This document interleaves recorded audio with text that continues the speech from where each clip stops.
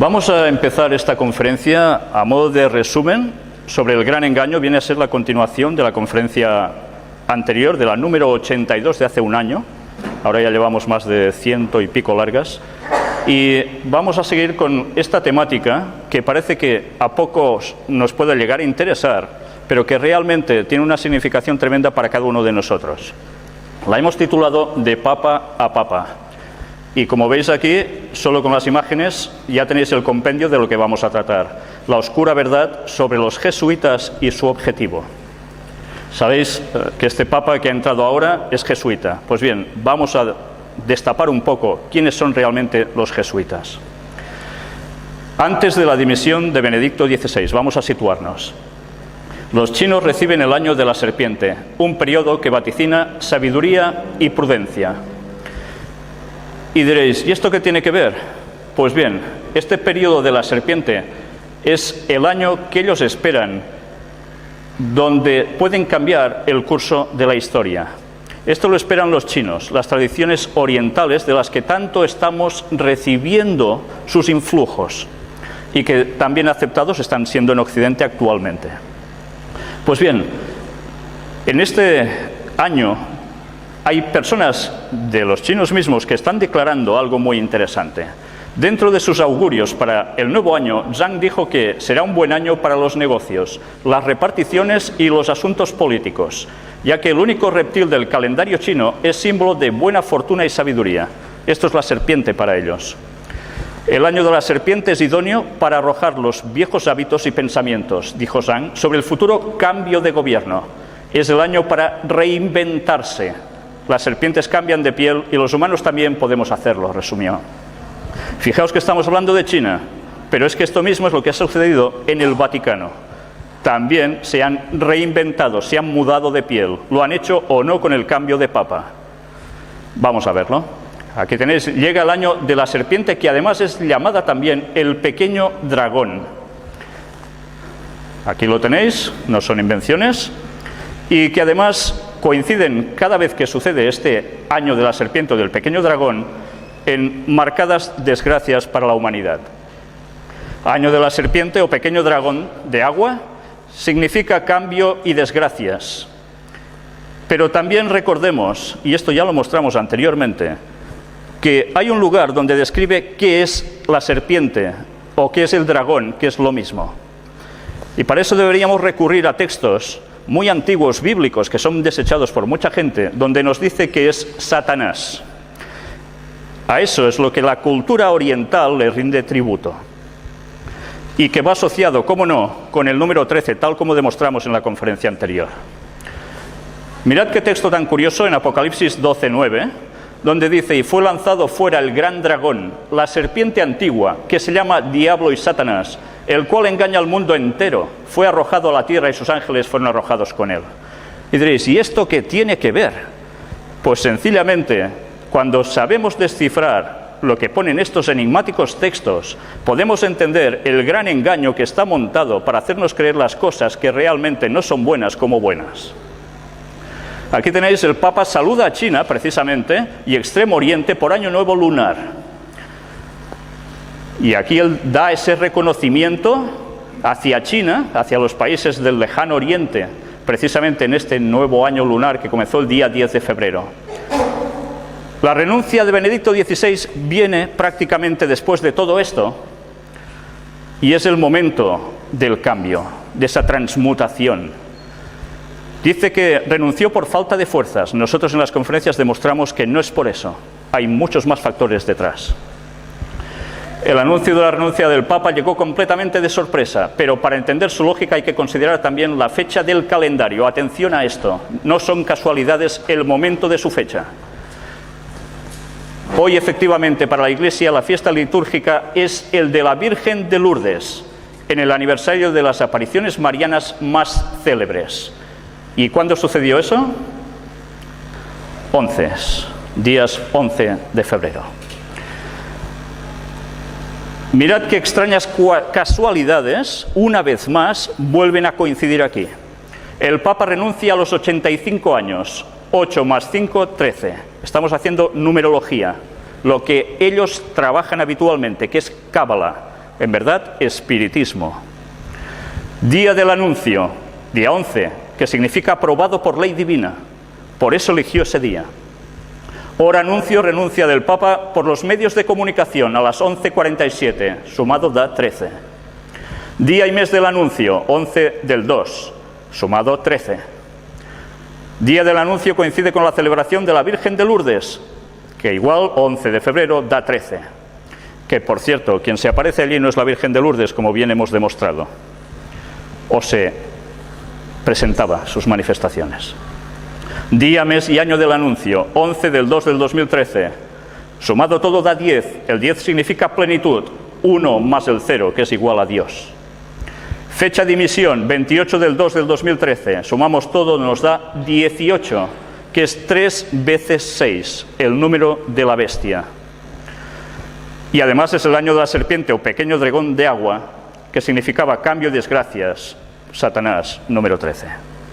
Todas estas casualidades, entre comillas, no se han dado porque sí.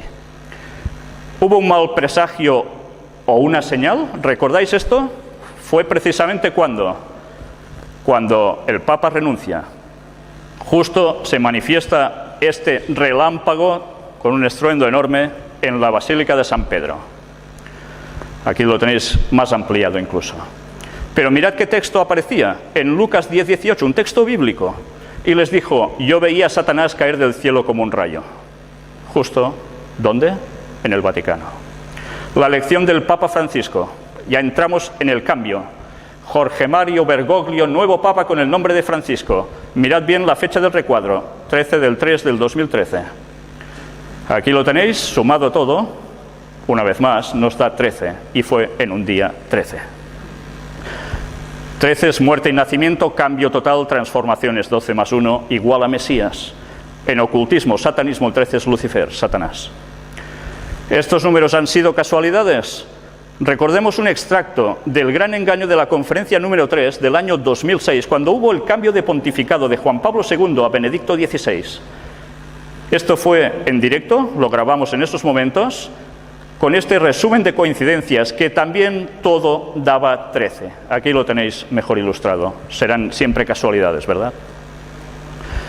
Aún hubo más números cabalísticos. Hubo la fumata de fogueo. La elección del Papa sigue en el aire, decían. Y esos momentos claves, hubo 33 votaciones. 33 votaciones dicen que hubo hasta que salió elegido el nuevo pontífice. El 11 es aprobado por ley divina, el 3 significa la Trinidad. 11 más 11 más 11 da 33. Aprobado 3 veces por ley divina, por la Trinidad. Pero atención, no la Trinidad cristiana, sino la Trinidad pagana. Eso debemos diferenciarlo y en las conferencias lo explicamos muy bien. Aquí tenéis al nuevo Papa, que precisamente salió al balcón. ¿Recordáis la escena? ¿La estuvisteis siguiendo en directo? Fue muy interesante, porque se ven como las luces se encienden de la logia de San Pedro en ese balcón, pero van tardando a salir y no sabíamos por qué. Pero los que estábamos pendientes, los que sabíamos de qué iba el asunto, estábamos pendientes del reloj. Y justo cuando se cumplían las 8 con 13 minutos, fue cuando apareció en el balcón. Ni minuto más, ni minuto menos. Además, las 8:23, en horario de tarde, si hacéis la transformación de los números, nos sale también 13. Aquí tenéis algo muy significativo. El jesuita argentino José Mario Bergoglio es el nuevo Papa con el nombre de Francisco. Es el primer latinoamericano y además el primer jesuita en la historia del Vaticano en ostentar el pontificado. Papa Benedicto XVI renuncia a los 85 años, da 13. Elegido Papa Francisco a los 76 años, que también da 13. La elección del Papa Francisco ha sido en la semana número 11 del año. La sede papal ha estado vacante 13 días. Fue ordenado sacerdote de la Compañía de Jesús por Monseñor Ramón José Castellano, arzobispo emérito de Córdoba, en Argentina, un día 13. ¿Y qué más sucedió? ¿Cuándo fue la hora de la fumata blanca? Las 19:06, que son las 7:06 p.m., que una vez más daba 13. Pues bien, además hubo esa entronización el día 19 de marzo, como no, tenía que dar 13, por supuesto. El 19 de marzo, Y ahora vamos a ver precisamente más de esta numerología. Fue, como veis aquí, primer pontífice no europeo de la Iglesia en 13 siglos. Primer papa no europeo en 13 siglos. Papa con papa. Benedicto XVI regresa al Vaticano contento y con intención de dedicarse a la oración. Ya sabéis que se fue y luego regresa. Seguirá viviendo en el Vaticano. Mirad en qué fecha sucedió todo esto. 2 de mayo del 2013, sumado todo, evidentemente, ¿qué tenía que dar? Pues 13. El antiguo monasterio de clausura, donde él iba a vivir, fue precisamente instituido un día 13. ¿Y qué sucede también el 13 de mayo? Consagran el pontificado de Francisco a la Jornada Mundial de la Juventud a la Virgen de Fátima. El 13 de mayo en Fátima, el pontificado del Papa Francisco en la Jornada Mundial de la Juventud, que se realizará en Río de Janeiro, en julio de este año, serán consagrados a la Virgen María. Y como demostramos, las apariciones de la Virgen María son apariciones satánicas, no es la Virgen María. ¿Esto a más de uno les sorprende? Mirad las conferencias y veréis la demostración. Mirad cómo además, dice, así el cardenal patriarca le propuso a los obispos portugueses que esta consagración se hiciera el día 13 de mayo. Él mismo lo dijo. Seguimos avanzando para ir un poco más deprisa, vamos muy justos de tiempo. Salen 13 por todas partes, luego en vuestras casas, si tenéis las imágenes, podréis verlo perfectamente. Y vamos a ver esos primeros signos visibles de humildad de este nuevo Papa, que realmente están sorprendiendo y embaucando a muchas personas. ¿Qué empieza a hacer esta persona? Pues empieza a tener esos signos de sencillez, de energía, de humildad. Todos los cronistas hablan sobre ello. Incluso hay gente que se dedicó a poner en internet estas 7 diferencias básicas entre un papa y el otro, que rompía moldes de algo que parecía muy solemne y muy rico a algo que parece súper sencillo. El cambio está dando su efecto. Las personas están aceptando realmente que va de humildad. Él y todo el nuevo pontificado. Todo el mundo en pos de la bestia. ¿Qué estoy diciendo yo ahora aquí? Mirad, 132 países participaron en inicio de papado de Francisco. Tenéis a la izquierda a Joe Biden, de Estados Unidos, católico. Tenéis a la derecha a Angela Merkel, luterana, pero totalmente diciendo las mismas cosas que el papado está diciendo. Y en medio tenéis al jesuita Mariano Rajoy y al príncipe Felipe también, que estudió en la escuela de jesuitas. ¿Cómo no? ¿De dónde estaba sacada la expresión bestia? Pues mirad, otra vez recurrimos a Apocalipsis, capítulo 13, versículos 3 y 4. Son profecías. Vi una de sus cabezas como herida de muerte, pero su herida mortal fue sanada, y se maravilló toda la tierra en pos de la bestia. Os haré un poco de resumen. En 1798 la historia dijo que el general Berthier, por orden de Napoleón, cogió al Papa y lo encerró, y parecía que el Vaticano se acabó. Pocos meses después, esa herida mortal es sanada, y su auge vuelve a surgir cada vez con más fuerza. Hasta el punto que la profecía dice que toda la tierra irá en pos de la bestia. Y adoraron al dragón que había dado autoridad a la bestia. ¿El dragón quién es? Hemos visto, Satanás, ¿lo recordáis? Y adoraron a la bestia diciendo, ¿quién como la bestia y quién podrá luchar contra ella? Si tenéis dudas de esto, mirad las conferencias y veréis qué detalles impresionantes narra la historia al respecto. Totalmente no se puede llevar la contraria a lo que es historia y profecía. Mirad esta imagen, Papa Francisco con la cruz quebrada y su escudo papal. Mostramos que esta cruz quebrada es del siglo VI, ahora hablaremos de todo esto, y este es el escudo papal, con una insignia en medio muy interesante. Mirad que surge de este libro, de Piers Compton, un católico declarado, y nos narra de dónde surge la cruz partida. Este crucifijo torcido es un símbolo siniestro usado por los satanistas en el siglo VI, que había sido revivido para la época del Vaticano II. Esta era una cruz torcida o rota, en la cual se mostraba una figura repulsiva y distorsionada de Cristo, que los practicantes de la magia negra y brujos de la Edad Media habían usado para representar el término bíblico marca de la bestia. Así no solo Pablo VI, sino sus sucesores llevaron ese objeto y lo sostuvieron para que fuera reverenciado por las multitudes. Y las personas, cuando él pasa con este crucifijo, ¿qué hacen? Se postran. ¿Culto a quién? ¿A Dios? No, a Satanás. Los jesuitas mirad ahora un poco de historia. Fueron expulsados de muchas naciones. ¿Sabíais esto? Esto no nos lo enseñan en las escuelas normalmente, ni tampoco se nos dicen las razones. ¿Por qué? ¿Es porque eran tan buenos que, al ser tan buenos, sobraban allí? Podéis buscar en cualquier sitio un poco bien documentado sobre la expulsión de los jesuitas. Veréis que están expulsados prácticamente de un montón de países. Incluso desde España también fueron expulsados. Pero todo esto tiene una explicación. Y la iremos viendo ahora en breve. En España la Compañía de Jesús quedó en situación de ilegalidad como consecuencia de la aplicación del artículo 26 de la Constitución de la Segunda República Española de 1931. Atención al año, relativo al cuarto voto de obediencia al Papa. Ahora veremos qué es el cuarto voto de obediencia al Papa. En 1931 son expulsados. ¿Qué sucede pocos años después en España? ¿Lo recordáis? La Guerra Civil Española.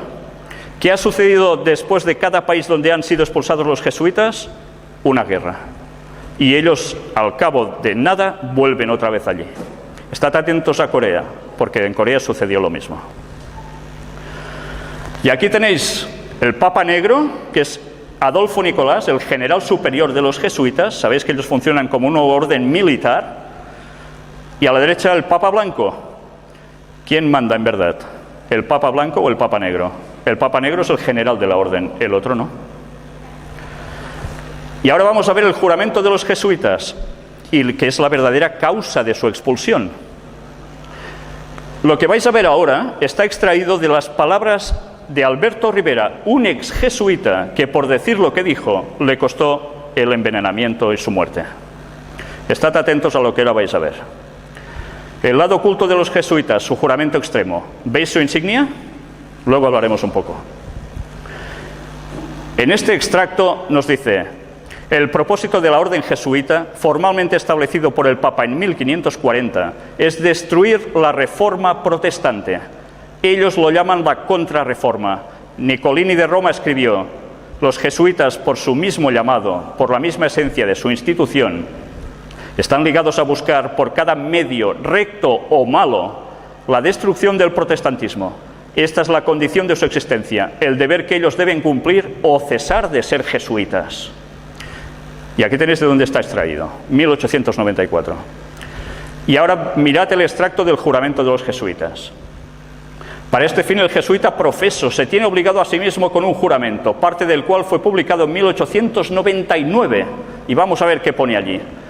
Ahora yo renuncio y desconozco mi lealtad debida a cualquier rey herético, príncipe o estado, llámense protestantes o liberales, o la obediencia a cualquiera de sus leyes o magistrados u oficiales.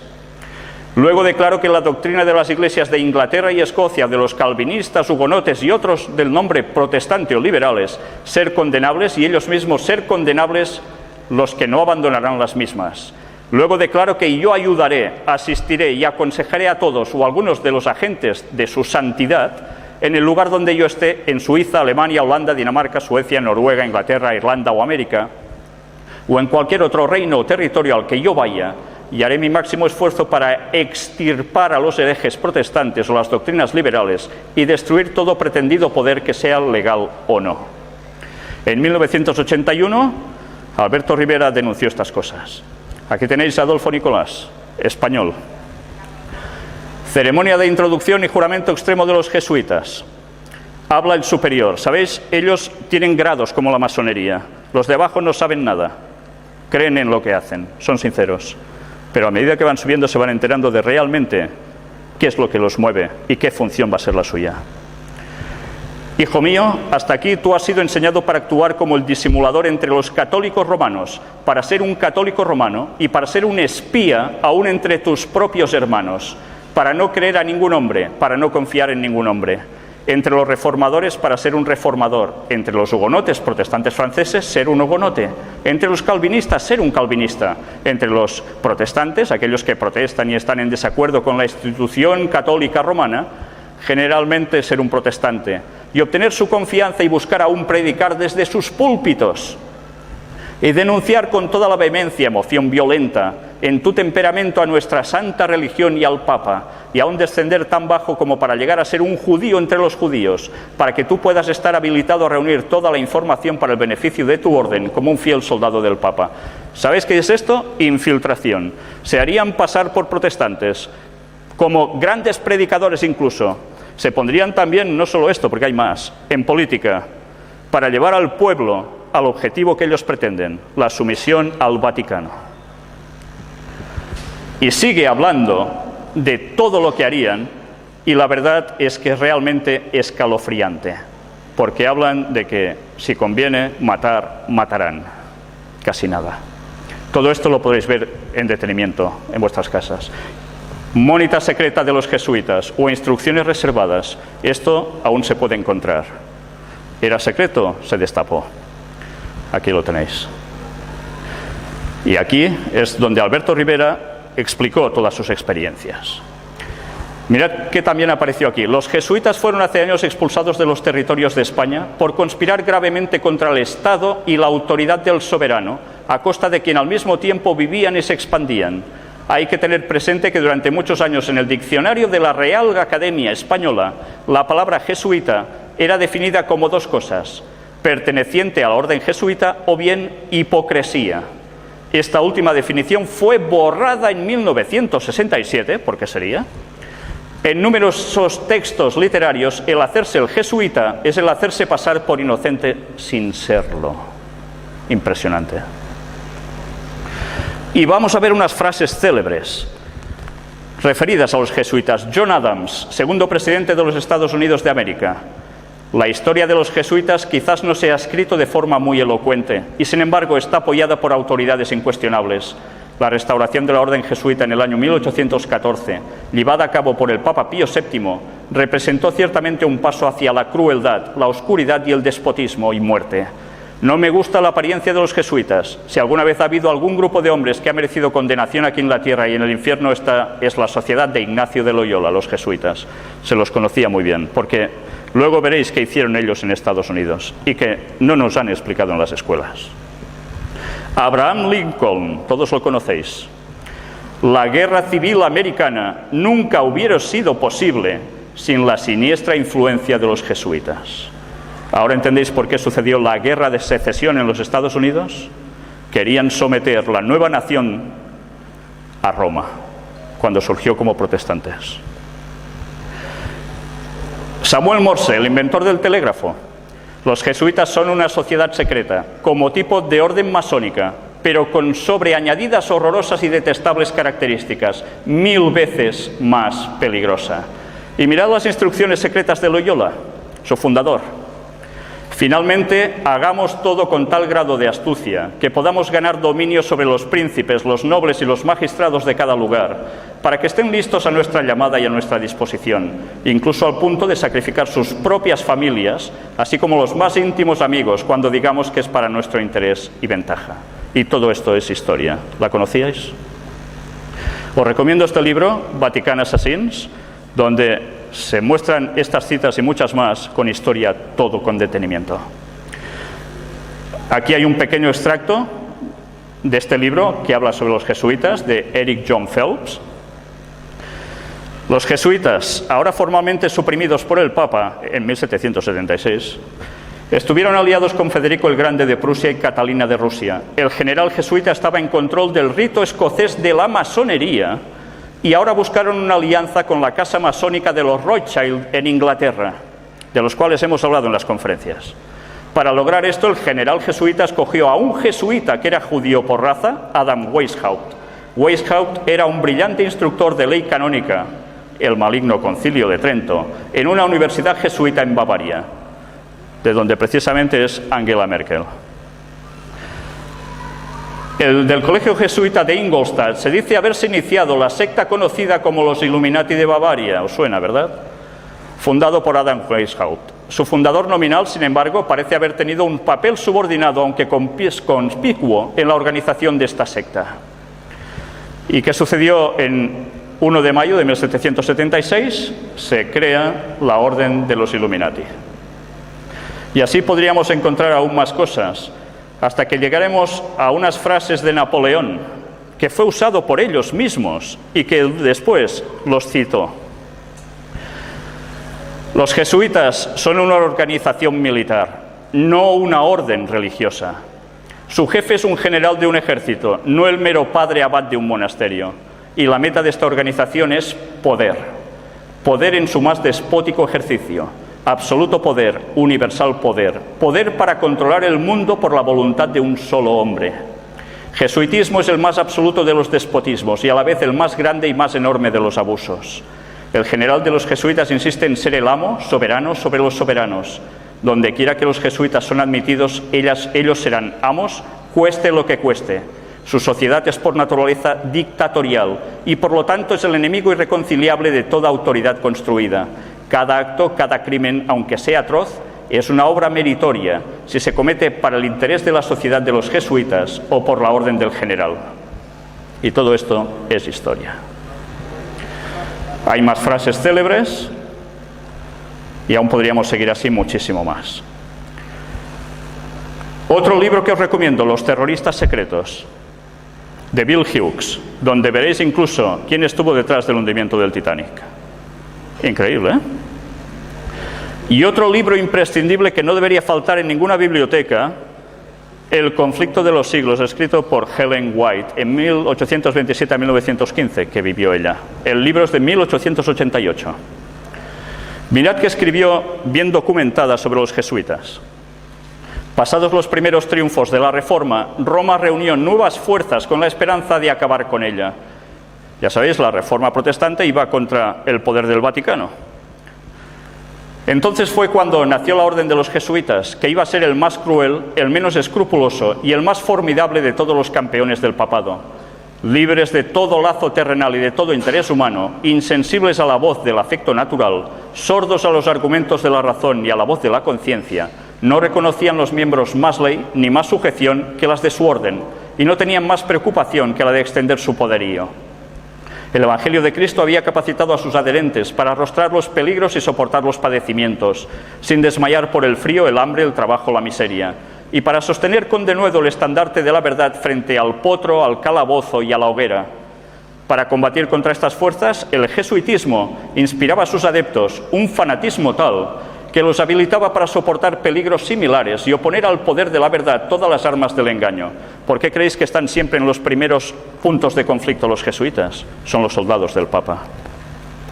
Para ellos ningún crimen era demasiado grande, ninguna mentira demasiado vil, ningún disfraz demasiado difícil de llevar. Ligados por votos de pobreza y de humildad perpetuas, ¿os suena de algo esto? Estudiaban el arte de adueñarse de la riqueza y del poder para consagrarlos a la destrucción del protestantismo y el restablecimiento de la supremacía papal. ¿El nuevo papa jesuita no está mostrando estas facultades? Las mismas. La historia no cambia, los personajes siguen lo mismo. Al darse a conocer como miembros de la orden, se presentaban con cierto aire de santidad, visitando las cárceles, atendiendo a los enfermos, os suena, ¿verdad?, y a los pobres, haciendo profesión de haber renunciado al mundo y llevando el sagrado nombre de Jesús, de aquel que anduvo haciendo bienes. Pero bajo esta ungida mansedumbre, ocultaban a menudo propósitos criminales y mortíferos. Era un principio fundamental de la orden que el fin justifica los medios. Según dicho principio, la mentira, el robo, el perjurio y el asesinato no solo eran perdonables, sino dignos de ser recomendados, siempre que sirvieran los intereses de la Iglesia. Con muy diversos disfraces se introducían los jesuitas en los puestos del Estado, por eso fueron expulsados, elevándose hasta la categoría de consejeros de los reyes y dirigiendo la política de las naciones.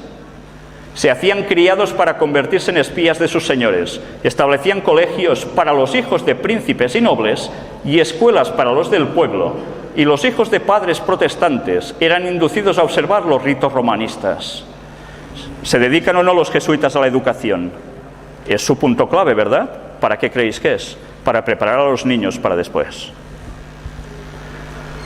Toda la pompa exterior desplegada en el culto de la Iglesia de Roma se aplicaba a confundir la mente y ofuscar y embaucar la imaginación para que los hijos traicionaran aquella libertad por la cual sus padres habían trabajado y derramado su sangre. Los jesuitas se esparcieron rápidamente por toda Europa y donde quiera iban lograban revivar el papismo. Para otorgarles más poder, se expidió una bula que restablecía la Inquisición. No obstante, el odio general que inspiraba, aún en los países católicos, el terrible tribunal fue establecido por los gobernantes obedientes al Papa, y muchas atrocidades demasiado terribles para cometerse a la luz del día volvieron a perpetrarse en los secretos y oscuros calabozos. En muchos países, miles y miles de representantes de la flor y nata de la nación, de los más puros y nobles, de los más inteligentes y cultos, de los pastores más piadosos y abnegados, de los ciudadanos más patriotas e industriosos, de los más brillantes literatos, de los artistas de más talento y de los artesanos más expertos, fueron asesinados o se vieron obligados a huir a otras tierras. Y ahora los jesuitas vuelven a tener el poder. ¿Creéis que la cosa va a cambiar en verdad si no comulgáis con lo que ellos quieren? La religión ecuménica del nuevo orden mundial, este es su propósito. Este nuevo Papa va a trabajar especialmente para el ecumenismo, para ligar todas las religiones bajo un solo paraguas, pero con alguien mandando. ¿Sabéis quién, no? Lo adivináis. Pues mirad ahora qué aparece en la iglesia de San Ignacio de Loyola en Roma. El Papa asegura que proseguirá el camino del diálogo ecuménico. Está atándose totalmente con los judíos, sobre todo porque el Vaticano, recordad, quiere instalarse en Jerusalén y lo va a hacer todo para ello. Pero además se está uniendo con el Islam, se está uniendo con los protestantes, los ortodoxos, budistas y demás. Y sigue trabajando para ello. Vais a ver ahora una serie de fotografías de la maqueta de la futura iglesia mayor y principal de los jesuitas en Roma, con partes integradas de templos de todas las otras religiones, para conseguir una sola religión mundial. Esto no es ciencia ficción, esto ya existe. Aquí la tenéis. Vamos a ver algún pequeño detalle. ¿No veis construcciones típicas de Rusia, de iglesias rusas, ortodoxas? Mirad qué países aparecen también en sus pies, como España, ¿cómo no? ¿Os recuerda esto a algún otro lugar, verdad? Del mundo islámico, en Turquía. Pues ya veis, iglesias de protestantes, todo junto bajo un mismo paraguas. Ese es el trabajo del nuevo Papa. Aparentando bondad increíble, haciendo el bien y ayudando a la población, se los va a ganar. La crisis irá más. Ellos son los que a través de Cáritas van a dar de comer al pueblo, a mucho pueblo. ¿Morderéis la mano que os da de comer o pasaréis por sus leyes? Pues eso es lo que están buscando. Y mirad qué sorpresa, el origen del Reiki. ¿De dónde procede? En este libro está muy bien documentado el origen del Reiki. De Japón, sí. ¿Pero de quién? De los jesuitas. Trabajaron especialmente con espiritismo, haciéndolo pasar por influencias de energía cósmica que penetran en nosotros y que damos a los demás. En verdad es espiritismo, es satanismo. Y hay mucha gente que lo hace de todo corazón y no sabe lo que están haciendo realmente. Pues este es el origen, en verdad, de jesuitas. Casi nada. Por tanto, si queréis información, mirad todo el apartado en las conferencias sobre puertas dimensionales, donde veréis qué cantidad de distintas materias se están utilizando para llevar a la gente a todo esto a través del movimiento de la nueva era, y no nos estamos ni enterando. Pero claro, decir estas cosas sé que no gustan, pero hay que decirlas. Y vamos a terminar con algo muy interesante. Iglesia del Jesús y San Ignacio de Loyola. Esta es la iglesia que está en Roma, la sede era de los jesuitas, y mirad la gran bondad en la que se muestra San Ignacio de Loyola, su máximo. Aquí lo tenéis. Esto es en el pórtico, en la entrada, una mano extendida con cabeza mística mirando arriba, pero ¿qué está pisando? ¿El suelo? Con un pie sí, pero con el otro está pisando la cabeza de un protestante. Y después nos hablan de ejercicios espirituales para crecer y acercarse a Dios. Este es el líder de los jesuitas, a quien el Papa obedece y quien va a mandar el mundo, y va dentro de poco a preparar una gran fiesta para todos, que os recomiendo que, como no veáis las conferencias, os van a pillar de lleno. Y esta es su insignia, IHS. Pero mirad que aparece también dentro una escultura donde se ve a la religión flagelando a la herejía, a los protestantes, pobrecillos, flagelándolos. Interesante bondad, ¿verdad? Y la cara de horror mientras son flagelados. ¿Sabéis? La historia se va a repetir. Sed conscientes de lo que ahora estáis oyendo, porque dentro de pocos años estas escenas volverán. Porque ellos están detrás de la Unión Europea, están detrás de muchos de los gobiernos actualmente, trabajando a través de las sociedades secretas para llevar el mundo al nuevo orden mundial. ¿Por qué están saliendo los casos de corrupción ahora por todas partes? Para que la gente vea que por la política no se solucionan las cosas. Hace falta un líder de la moral. Y mirad las frases de todos los primeros presidentes de cada nación. ¿Quién están haciendo referencia que es el líder de la moral? El Papa. Trabajan para él. Ahora entenderéis por qué las cosas van por el camino que van. Y por qué todos estos casos se están saliendo precisamente ahora, cuando toda la vida ha sucedido lo mismo. Y mirad el emblema de los jesuitas. Fijaos bien en los detalles. ¿Veis un sol, como la bandera argentina, que fue hecho por los masones precisamente? ¿Por qué será ese paralelismo? ¿Veis algo debajo de las tres letras? ¿Veis tres clavos? Mirad, sacado de la Universidad de Navarra, extraído de allí, la historia de la Universidad de Navarra, que fue de dónde procede, pues del Opus Dei. Mirad qué explicación dan, tan interesante, que nos va a servir como guinda del pastel. Ellos hablan de los signos gráficos de escritura, y mirad que aparece en el alfabeto hebreo. ¿Veis la letra de la izquierda? Es la sexta letra del alfabeto, se llama Vav. La palabra Vav significa clavo. Se le adjudica el valor numérico 6. Sabéis que en hebreo las palabras tienen un componente sumado de números y un significado. Al clavo le dan el número 6. ¿Entendéis esto? Pues mirad ahora. El emblema de los jesuitas en verdad es 666. ¿Y qué es esto? Mirad otra vez más la profecía de Apocalipsis. Ese libro que la gente dice no se puede entender, son tonterías. Pues mirad qué pone allí. Capítulo 13, versículos del 14 al 18. Y engaña a los moradores de la tierra con las señales que se le ha permitido hacer en presencia de la bestia, mandando a los moradores de la tierra que le hagan imagen a la bestia, que tiene la herida de espada y vivió. ¿Sabéis? Aquí está hablando de Estados Unidos. Es una segunda bestia que le dará el poder al Vaticano. Sed conscientes de esto. Obama es un jesuita, lo han subido los jesuitas, es un masón de grado 32, no sé si ha llegado al 33 o lo ha superado, pero están trabajando todos para el Vaticano. Y se le permitió infundir aliento a la imagen de la bestia, para que la imagen hablase e hiciese matar a todo el que no la adorase. Y hacía que a todos, pequeños y grandes, ricos y pobres, libres y esclavos, se les pusiese una marca en la mano derecha o en la frente. De esto hablamos también en la conferencia anterior. Van a hacer que todo el mundo vuelva a observar el domingo como día de reposo, el día de adoración al sol pagano, el día de adoración a Satanás. No es el día del Señor. Si miráis en las Biblias pone que el día de descanso es el sábado, no el domingo. Tened esto presente, porque ya han manipulado hasta los diccionarios o las enciclopedias a partir de 1990 para demostrar, que ya no puedas demostrar, que el sábado es el séptimo día y el domingo el primer día de la semana. Y mirad cómo termina diciendo, y que ninguno pudiese comprar ni vender, sino el que tuviese la marca o el nombre de la bestia o el número de su nombre. Aquí hay sabiduría. El que tiene entendimiento, cuente el número de la bestia, pues es número de hombre, y su número es 666. En el conflicto de los siglos vuelve a aparecer esto. Y téngase presente que Roma se jacta de no variar jamás.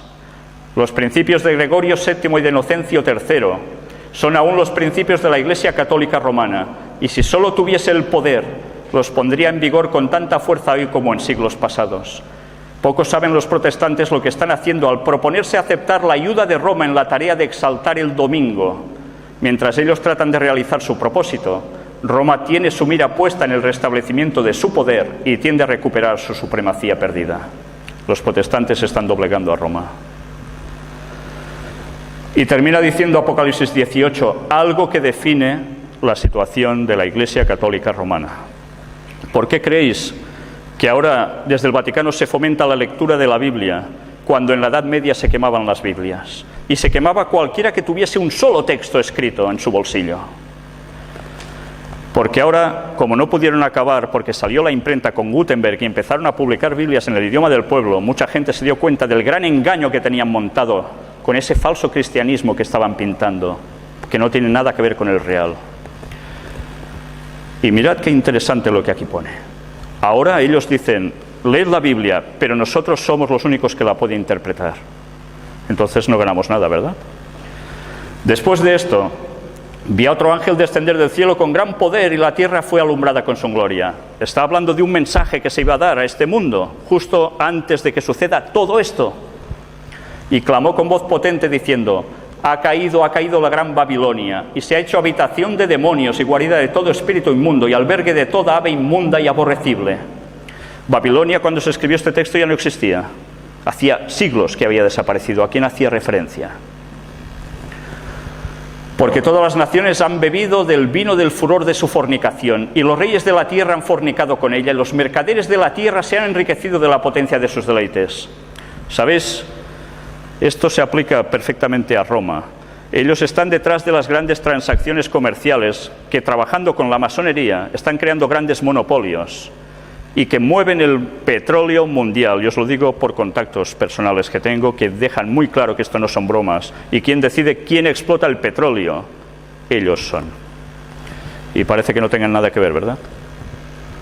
Y otra voz del cielo que decía, salid de ella, pueblo mío, para que no seáis partícipes de sus pecados ni recibáis parte de sus plagas, porque sus pecados han llegado hasta el cielo y Dios se ha acordado de sus maldades. Luego va a haber justicia. Están llegando a su límite y se avisa que cuando la gente sepa estas cosas, que busquen de verdad. Y sabéis, hace falta ser muy sincero, porque a veces podemos llevar muchos años creyendo cosas, conceptos que están equivocados. Y luego reconocer eso y decir, realmente hay otro camino, hace falta mucho valor. Pues bien, toda la información de todo lo que hoy he intentado condensar aquí, con todas las pruebas, la vais a encontrar precisamente en esta página donde encontráis las conferencias del Gran Engaño.